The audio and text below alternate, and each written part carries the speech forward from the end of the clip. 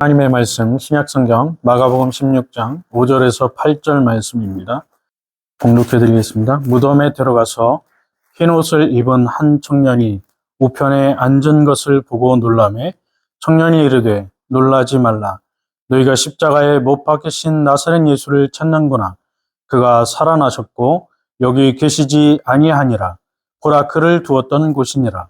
가서 그의 제자들과 베드로에게 이르기를 예수께서 너희보다 먼저 갈릴리로 가시나니 전에 너희에게 말씀하신 대로 너희가 거기서 배우리라 하라 하는지라. 여자들이 몹시 놀라 떨며 나와 무덤에서 도망하고 무서워하여 아무에게 아무 말도 하지 못하더라. 아멘. 지난 시간에 우리 김종태 목사님께서 말씀을 전해주신 대로 성소의 휘장이 위로부터 아래까지 찢어진 것은 상징적인 의미입니다. 예수님께서 하나님께 나가는 구원의 길을 이제 활짝 열어놓으셨다는 것을 우리에게 보여주고 있습니다. 그 전까지는 대제사장만 1년에 단 한 번 지성소에 들어갈 수가 있었습니다. 그러나 이제는 예수 그리스도의 이름을 의지하고 예수 그리스도 안에서 누구든지 하나님께 담대히 나갈 수 있는 구원의 길을 열어주신 것이죠. 이제는 누구든지 예수 그리스도의 이름과 보혈을 의지하고 하나님께 나갈 수가 있게 되었습니다.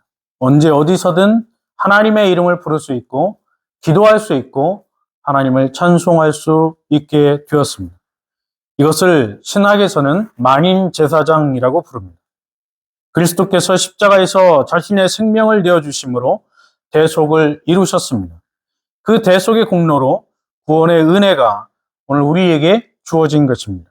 그래서 만인제사장을 말할 때 우리는 흔히 루터 이후에 종교개혁자들이 만인제사장론을 이야기한다, 그렇게 말하죠. 그러면서 남자, 여자, 노인, 아이 할 것 없이 누구든지 만인제사장이 된다, 그렇게 주장을 합니다. 그래서 누구든지 만인제사장이기 때문에 누구든지 설교할 수 있고 누구든지 축도할 수 있고 누구든지 안수할 수 있다, 이렇게 너무 엇나간 이야기들을 하죠. 그러나 만인제사장의 핵심은 누구든지 예수 그리스도의 이름을 통해서 하나님께 나갈 수 있다는 거예요. 그러니까 만인제사장의 핵심은 예수 그리스도의 보혈, 예수 그리스도를 통해서만 하나님께 나갈 수 있다는 데 핵심이 있지, 만인제사장이라고 해서 누구든지 무엇이든지 다 할 수 있다라고 하는 것이 아닙니다. 그리스도를 통해서만 하나님께 나갈 수 있다는 거예요. 그러니까 만인제사장론의 핵심은 예수 그리스도를 통해서 하나님께 나갈 수 있다는 데 있는 것이죠. 천주교의 사제들을 통해서 하나님께 나가는 것이 아니고 성인들의 이름을 통해서 하나님께 나가는 것이 아니라 오직 예수 그리스도의 보혈을 의지하고 그 예수 그리스도의 이름을 통해서만 하나님께 나갈 수 있다는 것입니다. 그래서 오늘 본문 마가복음 15장 39절에 보면 이렇게 말씀하죠. 예수를 향하여 섰던 백부장이 그렇게 숨지심을 보고 이르되 이 사람은 진실로 하나님의 아들이었도다 하더라. 우리는 이 39절 한 절 말씀을 통해서 여러 가지 이야기들을 합니다. 그런데 많은 경우 백부장을 주인공으로 삼아요. 그래서 백부장이 이렇게 예수님이 하나님의 아들이었다라고 고백을 했기 때문에 그가 구원을 받고 오늘 우리도 백부장처럼 이렇게 믿음의 고백을 하면 구원을 받는다, 그러면서 백부장의 고백을 어떤 구원의 조건처럼, 구원의 본보기처럼 이야기하는 경우가 많습니다. 그런데 39절을 자세히 읽어보면 백부장을 주인공으로 삼고 있지 않다는 것을 알게 됩니다. 39절 이하에 나오는 말씀들을 쭉 보면 백부장을 이야기하고 있지 않아요. 39절의 핵심은 로마의 백부장이 보기에도 십자가에 달려 죽으신 그 예수님이, 나사렛 청년 예수가 진실로 하나님의 아들이었다는 데 관심이 있습니다. 그러니까 이방인이었던 백부장조차도 예수님이 우리들과 똑같은 보통의 인간이 아니고 저 사람은 진실로 하나님의 아들이었다라고 하는 것을 목격하고 증언한 것이죠. 백부장이 구원을 받고 안 받고는 우리의 관심사가 되어서는 안 됩니다. 백부장이 구원을 받고 안 받고가 오늘 본문의 핵심이 아니라고 하는 거예요. 왜냐하면 39절 이후에 보면 우리가 그것을 분명하게 발견할 수 있습니다. 40절에 보면 멀리서 바라보는 여자들도 있었는데 그 중에 막달라 마리아와 또 작은 야고보와 요새의 어머니 마리아와 또 살로메가 있었으니 이들은 예수께서 갈릴리에 계실 때에 따르며 섬기던 자들이요 또 이외에 예수와 함께 예루살렘에 올라온 여자들도 많이 있었더라. 39절에서 백부장이 예수님에 대해서 뭐라고 이야기했는지를 언급하고 40절로 넘어오면 여자들이 나옵니다. 백부장은 예수님의 죽음에 대해서 분명하게 목격했고 그가 입으로 증언했습니다. 그러니까 백부장이 한마디로 말하면 예수님의 죽음에 대한 증인이라고 하는 것이죠. 그리고 또 다른 증인들이 나오는데 그들이 바로 여자들이라고 하는 거예요. 예수님이 십자가에 달려서 기절했는지 아니면 예수님이 십자가에 달린 것이 환상이었는지 그것이 아니고 예수님께서 십자가에서 분명하게 죽었다라고 하는 사실에 대한 증인들을 마가복음은 일부러 기록하고 있는 거죠. 그래서 이방인이었던 백부장도 증인이고 여인들도 예수님의 죽음에 대한 증인들이라고 하는 거예요. 그러면서 그 증인들의 이름을 일일이 열거하고 있습니다. 막달라 마리아가 나오고 작은 야고보와 요새의 어머니 마리아가 나오고 살로메가 등장을 하죠. 그리고 41절에 보면 이 여인들 외에도 예수님과 함께 예루살렘에 올라온 여자들이 많이 있었다 이렇게 밝히고 있습니다. 이 이름을 밝히지 않은 많은 여인들이 예수님이 십자가에 달려 죽은 사건에 대해서 증인들이라고 하는 거예요. 그런데 마가복음은 로마에 살던 성도들에게 준 편지죠. 마가복음은 마가가 기록한 복음서입니다.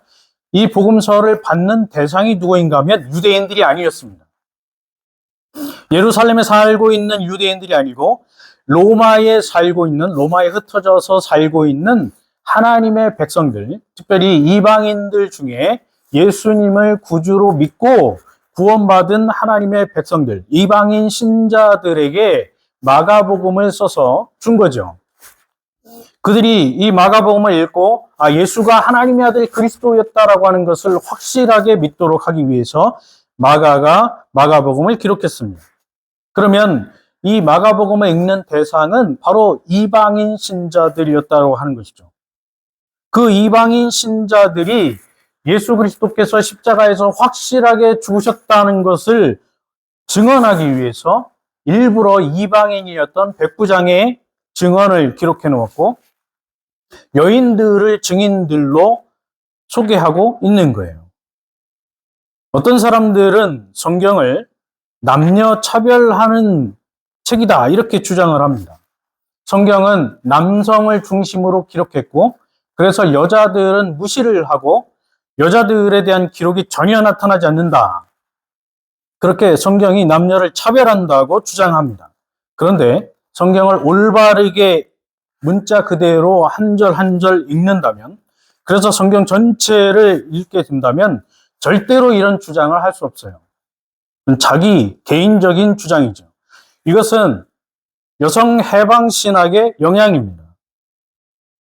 그렇게 자기가 보고 싶은 것만 보도록 만드는 것이 바로 여성 해방 신학의 영향이에요.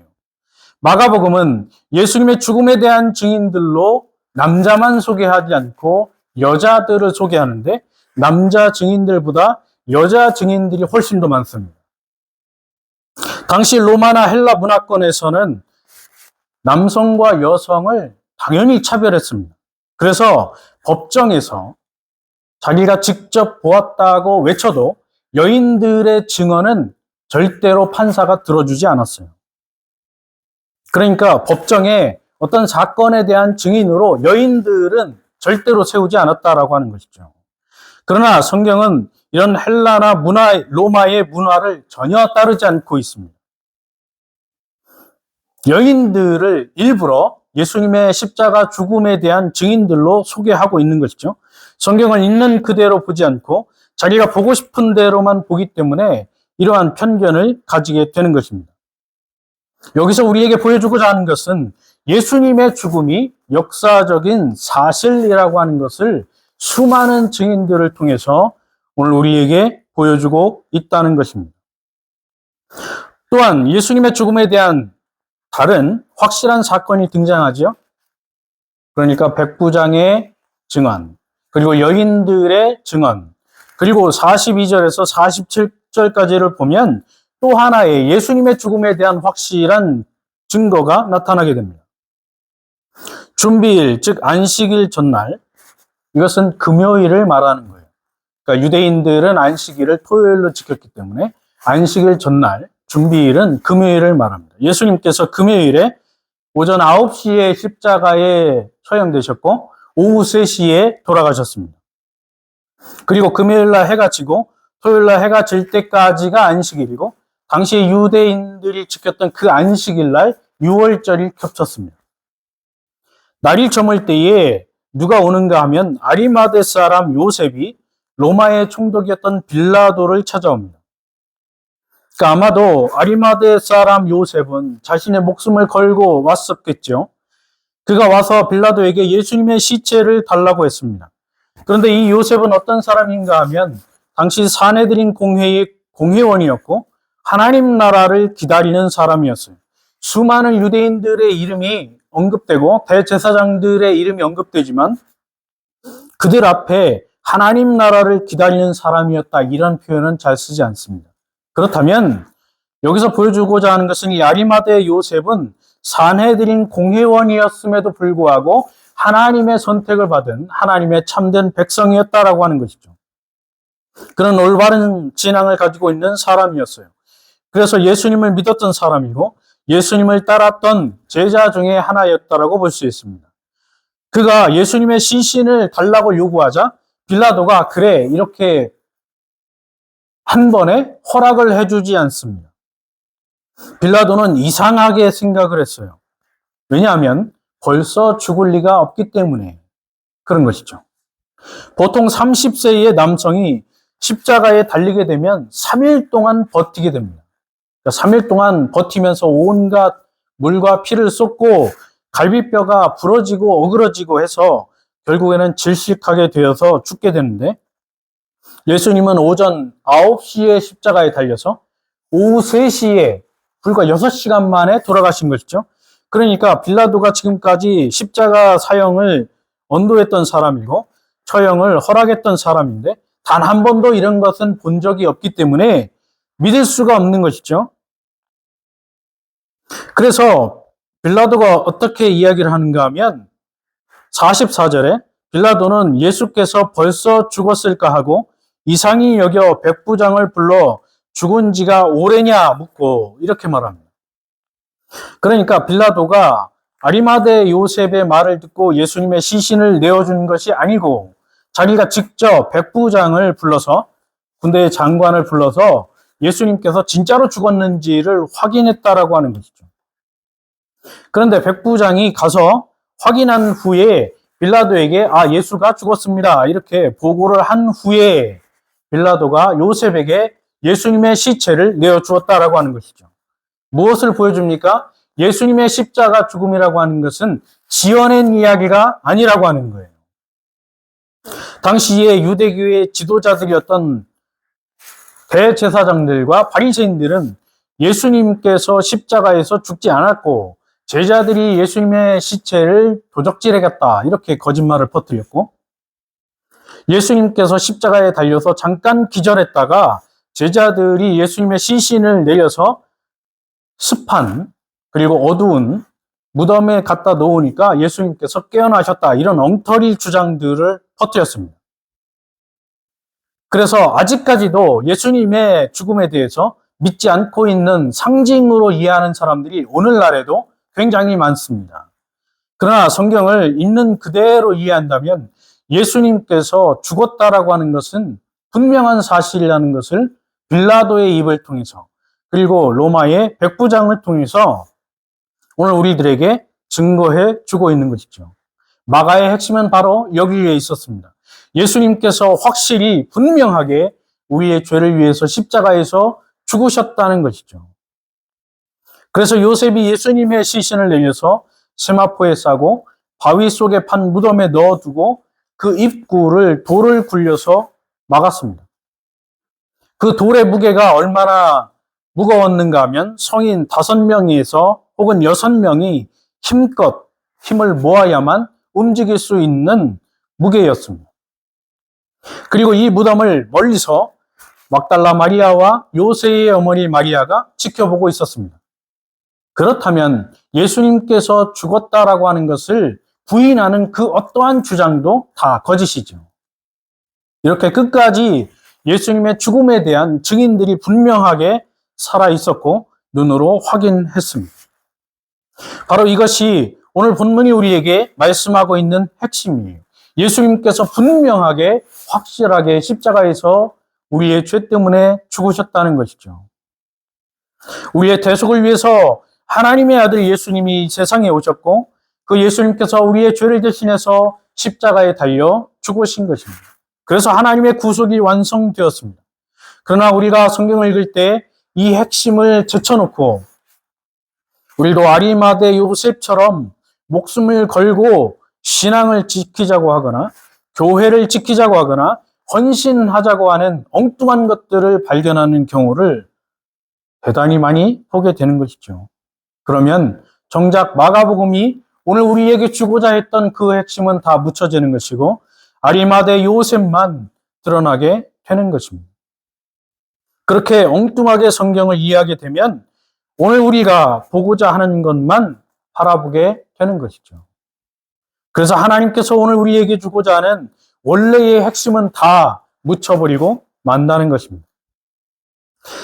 그래서 마가복음 15장 39절에서 47절이 메시아로 오신 예수 그리스도의 확실한 죽음을 보여주는 기록이라고 한다면 16장 1절에서 8절은 메시아로 오신 예수 그리스도께서 이제는 확실하게 부활하셨다라고 하는 사실을 오늘 우리에게 증언해주고 있는 말씀이에요.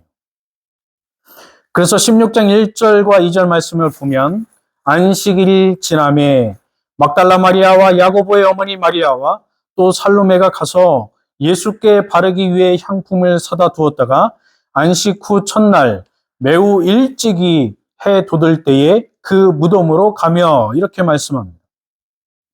이제 안식일 토요일이 지났습니다. 그리고 그 다음 날 오늘날로 말하면 일요일이죠. 일요일이 되었습니다. 막달라 마리아와 야고보의 어머니 마리아 그리고 살로메가 예수님의 무덤으로 달려갔습니다. 아마 해가 뜨기 직전에 달려간 것으로 보입니다. 예수님의 시신에 향품을 바르기 위해서 미리 사다 두었던 향품을 안식 후 첫날 일요일 해가 돋을 때에 그것을 가지고 예수님의 무덤으로 찾아갔습니다. 그러나 이 여인들에게는 걱정거리가 하나 있었습니다. 왜냐하면 여인들의 힘으로는 예수님의 무덤을 막아놓은 돌멩이를 그 돌을 굴릴 수가 없는 거예요. 그래서 이 여인들이 가면서 자기들끼리 이렇게 이야기하죠. 3절에 보면 서로 말하되 누가 우리를 위하여 무덤문에서 돌을 굴려주리요. 누가 돌을 굴려줄 수 있을까? 여인들의 힘으로는 할 수 없는 거예요. 또 한 가지는 그 문에는 봉인이 되어 있죠. 문을 함부로 열 수 없도록 봉인이 되어 있습니다. 뿐만 아니라 그 무덤을 지키는 병사들이 있었습니다. 그런데 과연 이 여인들이 그 문을 열고 그 안에 들어가서 예수님의 시신에 향유를 발라줄 수가 있었을까요? 그것이 여인들에겐 고민이었어요. 그런데 4절에 보니까 눈을 들어본즉 벌써 돌이 굴려져 있는데 그 돌이 심히 크더라. 강조점은 그 돌이 여인들이 도착하기 이전에 이미 굴려져 있었다라고 하는 것이죠. 여인들이 무덤에 들어가서 그 안에 예수님의 시신이 눕혀져 있던 곳을 바라보았습니다. 그런데 예수님의 시신은 없고 흰 옷을 입은 한 청년이 예수님의 시신이 놓여 있었던 그곳 우편에 앉아 있었습니다. 여인들은 그 청년을 보고 매우 놀랐습니다. 우리 성경 5절에 보면 놀람에 이렇게 번역이 되어 있어요. 근데 원문을 보면 부정과거 수동태로 되어 있습니다. 정확하게 번역을 하면 그녀들이 기겁하게 되었다, 그런 뜻입니다. 여인들이 매우 놀라게 되었다, 그런 뜻입니다. 그래서 여인들이 깜짝 놀라서 기겁을 하고 있는데 그때 그 청년이 여인들에게 말하지요. 6절 말씀에 보면 청년이 이르되 놀라지 말라. 너희가 십자가에 못 박히신 나사렛 예수를 찾는구나. 그가 살아나셨고 여기 계시지 아니하니라. 보라, 그를 두었던 곳이니라. 그 청년은 바로 천사였습니다. 천사가 사람의 모습으로 여인들에게 나타난 것이죠. 그리고 여인들에게 놀라지 말라고 안심시켜주고 또 이 천사는 여인들이 지금 왜 여기에 와 있는지를 이미 다 알고 있었습니다. 십자가에 못 박힌 나사렛 예수를 여인들이 찾는다라고 하는 것을 이미 천사는 다 알고 있었다라고 하는 것이죠. 그리고 놀라운 이야기를 합니다. 그가 예수님이 살아나셨고 여기 계시지 아니하니라. 그가 살아나셨다라고 하는 이 단어는 원문에 보면 부정과거 수동태로 되어 있습니다. 조금 어렵지만 헬라어 문법을 이야기하는 것은 본문이 말하고자 하는 핵심을 분명하게 말씀드리기 위해서 이야기하는 거예요. 부정과거 수동태로 그가 살아나셨다라고 되어 있습니다. 정확하게 번역을 하면 그가 온전히 살아나시게 되었다. 그런데 우리 성경은 그냥 그가 살아나셨다, 마치 예수님께서 자신의 능력으로 스스로 살아나신 것처럼 그렇게 되어 있어요. 엉터리 번역이죠. 원문을 보면 수동태로 되어 있습니다. 그러니까 능동태가 아니고 능동태라고 번역을 하면 우리 성경처럼 능동태로 번역을 하면 예수님께서 자신의 능력으로 스스로 벌떡 일어나신 것처럼 되지만 수동태로 되어 있으면 예수님이 스스로의 능력으로 일어난 것이 아니고 누군가가 예수님을 살려주신 것이라, 그런 말이에요. 그러니까 누군가가 또 다른 능력으로 예수님을 죽은 자 가운데서 살려주셨다라고 하는 의미가 되는 것입니다. 그런데 이것은 어디에 나오는가 하면 이미 구약 성경에 예언이 되어 있는 말씀이에요. 시편 71편 20절에 보면 이렇게 말씀합니다. 우리에게 여러 가지 심한 고난을 보이신 주께서 우리를 다시 살리시며 땅 깊은 곳에서 다시 이끌어 올리시리이다. 이 시편 71편에 살리시며, 우리를 다시 살리시며 라고 하는 이 단어는 히브리어 성경을 보면 PL 미완료형으로 되어 있습니다. 그러니까 정확하게 번역을 하면 주님께서 다시 우리를 확실하게 살리실 것이며, 이렇게 번역이 됩니다. 그러니까 우리의 힘과 우리의 능력으로 살아나는 것이 아니고 주님께서, 하나님께서 우리들을 다시 확실하게 살려주실 것이다, 그런 말이에요. 하나님께서 확실하게 부활시켜 주실 것을 이미 시편 71편에서 약속해 놓고 있는 것이죠. 그 뒤에 다시 이끌어 올리시리이다, 이 말씀도 히필 미완료형으로 되어 있습니다. 정확하게 번역을 하면 주님께서, 하나님께서 다시 들어 올리실 것이다. 그러니까 시체들 가운데서 하나님의 백성들을 다시 살려서 일으켜 세운다라고 하는 것이죠. 하나님께서 그렇게 살려주신다는 것을 분명하게 말씀해 주고 있는 것이죠. 그래서 사도행전 4장 10절에 보면 너희와 모든 이스라엘 백성들은 알라, 너희가 십자가에 못 박고 하나님이 죽은 자 가운데서 살리신 나사렛 예수 그리스도의 이름으로 이 사람이 건강하게 되어 너희 앞에 섰느니라. 핵심은 나사렛 예수 그리스도의 이름, 거기가 핵심이죠. 이 사람이 일어났고 안 일어났고가 중요한 것이 아니에요. 그런데 많은 경우 사람들이 이 사도행전 말씀을 읽으면서 예수님의 제자들이 걷지 못하는 사람을 일으켜 세웠다. 거기에만 관심이 있지 나사렛 예수 그리스도에는 관심이 없는 것이죠. 이 말씀은 대제사장 안나스와 가야바, 요한과 알렉산더 다 대제사장들의 이름이에요. 그리고 대제사장의 문중들이 다 모였습니다. 이것은 산헤드린 공회가 재판을 위해서 다 모였다는 것이죠. 예수님을 십자가에 못 박아 죽인 이 산헤드린 공회가 예수님의 제자들도 사도들도 역시 십자가에 달아 죽이기 위해서 재판을 열었고 그 재판 자리에서 사도들에게 묻는 거예요. 너희가 무슨 권세와 누구의 이름으로 예수가 그리스도 메시아라고 전하는지 대라 이렇게 묻는 것입니다. 그때에 베드로가 성령에 충만해서 십자가에 죽은 나사렛 예수 그리스도가 너희가 십자가에 못 박아 죽였지만 하나님께서 그를 다시 살리셨다 이렇게 증언하고 있습니다. 누가 예수님을 다시 살리셨는가 하면 하나님 아버지가 다시 살리셨다. 그것을 베드로가 증거하고 있는 것이죠. 사도행전 10장 39절에서 40절에 보면 우리는 유대인의 땅과 예루살렘에서 그가 행하신 모든 일의 증인이라. 그들이 나무에 달아 죽였으나 하나님이 사흘 만에 다시 살리사 나타내시되 이렇게 말합니다. 베드로가 로마의 백부장 고넬료의 청함을 받고 그러니까 이방 사람 고넬료의 집에 베드로가 청함을 받고 그의 집에 들어가서 그의 가족들이 모두 모여있는 자리에서 복음을 선포하는 거예요. 오늘날 목사님들에게 신방을 청하면 목사님들이 대부분 가서 신방하는 설교가 그것이죠. 병에서 낫는다. 아니면 이 집이 복을 받아서 하는 사업이나 일터에 하나님이 충만한 복을 주신다. 대부분 그런 식으로 설교를 합니다. 그런데 베드로가 오늘날로 말하면 고넬료의 집에 신방을 간 것이죠. 그런데 베드로가 고넬료의 집에 가서 온 가족들이 모여있는 곳에서 설교를 할 때 그런 설교를 절대 하지 않았습니다. 베드로가 한 설교는 예수 그리스도가 누구신가를 설교하는 거예요. 그 내용 중 일부가 바로 사도행전 10장 39절에서 40절 말씀이죠. 유대인들이 십자가에 못 박아 죽인 예수님을 누가 사흘 만에 다시 살리셨다는 거예요? 하나님께서 사흘 만에 다시 살리셨다. 여기 다시 살리사라고 하는 이 단어도 그가 확실하게 단번에 다시 일으켜 세우셨다. 이런 말이에요.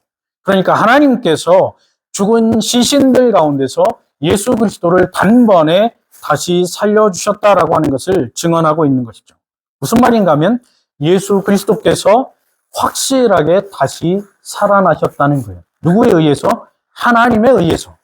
하나님께서 예수 그리스도를 죽은 자들 가운데서 내버려 두지 않고 다시 살려주셨다는 부활에 대한 확실한 증거를 하고 있는 것입니다. 그러니까 마가복음 15장 후반에는 예수님께서 십자가에 분명하게 죽으셨다는 것이고 16장 1절에서 8절은 예수님께서 죽었다가 다시 부활하셨다라고 하는 것을 확실하게 증거하고 있는 말씀입니다. 오늘날 수많은 이단자들의 교서를 그들의 설교를 들어보면 내가 죽는다 이렇게 말합니다. 그런데 자신이 죽으면 자신의 능력으로 다시 살아난다 이렇게 거짓말을 하고 앉아있죠. 이게 이단자들의 특징이에요. 자신은 신이기 때문에 자신이 죽으면 늙어서 죽든 교통사고로 죽든 병들어서 죽든 어떻게 죽으면 자신의 능력으로 다시 살아난다. 다들 그렇게 말합니다. 그러나 성경에 예수님은 자신의 능력으로 다시 살아난다고 말씀하신 일이 단 한 번도 없습니다. 하나님께서 다시 살려주신다라고 여러 차례 말씀하셨고 그 말씀대로 예수님은 하나님이 다시 살려주신 것이죠. 이것을 우리가 부활의 능력이라고 말하는 거예요. 따라서 우리가 부활하는 것도 이단 교주들이 말하는 것처럼 우리의 믿음의 공로, 우리의 능력, 우리의 힘으로 부활하는 것이 아니고 예수 그리스도를 죽음 가운데서 살려주신 그 하나님 아버지께서 우리들을 다시 살려주시는 것입니다. 그 근거가 어디에 있어요? 예수 그리스도의 부활에 있습니다. 예수 그리스도를 죽음 가운데서 부활시켜 주신 하나님께서 예수 그리스도를 믿는 하나님의 백성들도 마지막 날 부활시켜 주시는 것입니다. 이것이 성경의 부활 소망입니다. 하나님께서 예수 그리스도 안에서 우리들을 살려주시는 것이죠. 그래서 7절에 보면 가서 그의 제자들과 베드로에게 이르기를 예수께서 너희보다 먼저 갈릴리로 가시나니 전에 너희에게 말씀하신 대로 너희가 거기서 배우리라. 예수님을 배울 것이다. 이렇게 말하는 것이죠. 8절에 여자들이 몹시 놀라 떨며 나와 무덤에서 도망하고 무서워하여 아무에게 아무 말도 하지 못하더라. 천사는 여인들에게 가서 제자들에게 그리고 베드로에게 예수님의 부활 소식을 분명하게 전하라 이렇게 말하고 있는 것입니다. 예수님께서 부활하신 것은 환상이나 혹은 착각이 아니고 분명하게 살아나셨다는 것을 예수님의 부활 소식을 제자들에게 증거하라는 것이죠. 그리고 예수님께서 먼저 어디로 가신가 하면 제자들보다 먼저 갈릴리로 가실 것이다. 이렇게 말하는 거예요. 그러면 제자들이 갈릴리로 갔을 때 부활하신 예수님을 거기서 만날 것이다. 다시 말해서 예수님의 제자들도 예수님의 부활의 확실한 증인이 될 것이다. 라고 하는 것을 천사가 말하고 있습니다. 여인들은 천사의 말을 듣고 몹시 놀라 떨며 나와서 무덤에서 기쁨으로 도망간 것이 아니고 기쁨으로 달려간 것이 아니고 무서워서 도망간 거예요. 그리고 아무에게 아무 말도 하지 못했습니다. 그러니까 길거리를 가다가 읍내로 들어가다가 만나는 사람들에게 예수님이 부활하셨다는 말을 하지 못했다는 것이죠. 왜냐하면 지금까지 죽었던 사람이 부활한 사건은 없었습니다. 보지 못했다는 것이죠. 물론 예수님께서 여러 명을 부활시켜 주셨지만 곧 그 사람들은 다시 죽었고 지금까지 이방 세계나 유대인들이 알고 있는 신앙, 그들이 가지고 있는 믿음의 바탕에서는 유대교가 부활 신앙을 가르치지 않았습니다. 특별히 사두개인들, 대제사장직을 장악하고 있었던 사두개인들에게는 부활 신앙이 전혀 없어요. 사람이 죽으면 그것으로 끝입니다. 그러니까 부활 신앙을 가르친다라고 하는 것은 그냥 상징적인 의미로 바리새인들이나 서기관들이 가르쳤고 부활한 모습을 본 사람도 거의 없었고 예수님께서 몇 사람을 살리셨지만 그 사람들이 영원히 사는 것이 아니고 언젠가는 죽는 것이죠. 유한한 단지 죽었다가 잠깐 살려주었던 것이지 부활, 예수님의 부활처럼 이러한 부활은 그들이 본 적이 없었기 때문에 여인들은 놀랄 수밖에 없었다라고 하는 것이죠. 더구나 이 여인들이 예수님과 함께 먹고 동거동락을 했고 예수님의 몸을 만졌고 손을 만졌고 예수님과 부딪히면서 살았기 때문에 그런 예수님이 죽으시는 것을 눈으로 목도했는데 그 예수님이 살아나셨다라고 하는 것은 도대체 이 여인들이 믿을 수가 없는 것이죠. 그러나 마가복음 16장 8절 이후에 나오는 말씀을 보면 예수님의 부활에 대한 사건들을 확실히 이 여인들이 목도하게 되고 예수님의 제자들이 목도하게 되고 그래서 사도행전 2장 이후에는 목에 칼이 들어와도 예수님께서 부활하셨다라고 하는 사실의 확실한 증인으로 변하게 되는 것입니다. 이제 말씀을 정리합니다. 구약 성경의 예언대로 하나님의 아들 예수 그리스도께서 세상에 성육신하시고 우리의 죄를 대신해서 십자가에 달려 죽으셨습니다. 이것은 오늘날 현대신학이 말하는 기절이나 환상이나 신화가 아니고 분명히 확실한 사실이라고 하는 것을 마가복음은 분명하게 우리에게 소개해주고 있습니다.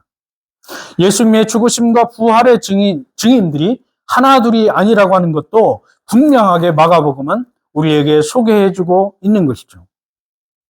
신앙이 있든지 없든지 로마의 총독 빌라도가 보았고 백부장이 보았고 여인들과 제자들과 수많은 사람들이 예수님의 죽음과 예수님의 부활에 대한 증인이었다라고 하는 것이죠. 그 예수님께서 바로 오늘 우리들의 죄악을 해소해 주시고 사해 주시고 우리들을 죄악에서 건져 주셨습니다.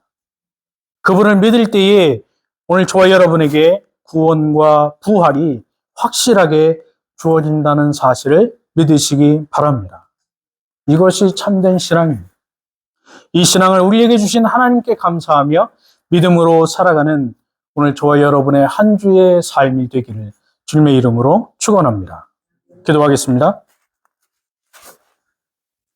우리의 죄를 위해 세상에 오시고 십자가에 달려 죽으시며 부활하신 예수 그리스도를 믿게 하시니 감사를 드립니다. 우리를 향한 하나님의 크고 놀라운 은혜와 그리스도의 사랑을 기억하게 하시고 힘들고 어려운 인생 가운데서도 부활의 소망을 간직하며 살아갈 수 있도록 성령 하나님 도와주시옵소서. 특별히 이번 국회의원 선거에도 함께하여 주시고 하나님을 믿는 좋은 일꾼들, 하나님 앞에 사람 앞에 떳떳한 좋은 일꾼들이 많이 선출될 수 있도록 역사하여 주옵소서. 감사하고 예수님의 이름으로 기도하옵나이다. 아멘.